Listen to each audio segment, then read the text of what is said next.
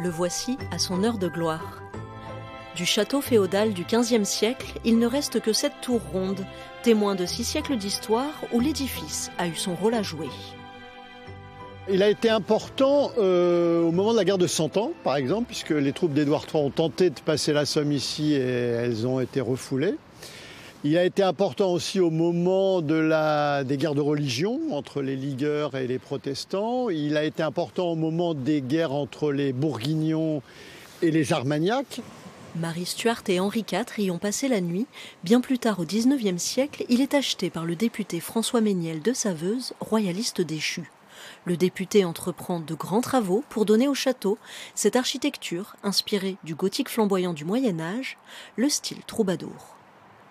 Et Mesniel de Saveuse, finalement, traduit son intérêt pour la royauté légitimiste qu'il a toujours défendue. C'était peut-être un message politique, en tous les cas, c'était la poursuite de sa carrière politique qui s'était arrêtée prématurément puisqu'il n'était plus député de la Somme et qu'il a reporté son intérêt politique dans son château. Sa descendante, la comtesse de Couy, y reçoit les habitants de Pont-Rémy dans son intérieur opulent jusque dans les années 50. Puis le château est vendu, passe de main en main et se délabre. Nous avions demandé à l'ancien propriétaire de le racheter depuis des années. Mais M. de Monico, pour le nommer, est venu nous dire un jour à la réunion de conseil municipal « Je ne vendrai jamais mon château à la République ».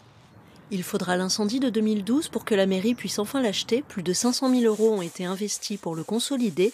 10 ans de chantier, les ouvriers terminent la restauration de l'une des tours. Nous voudrions qu'il aille plus vite, mais nous ne pouvons pas, nous n'avons pas les moyens de le faire. Mais néanmoins, ce château, on peut le dire, est sauvé. Reste encore à étanchéiser les caves. La mairie veut aménager le parc pour l'ouvrir aux habitants.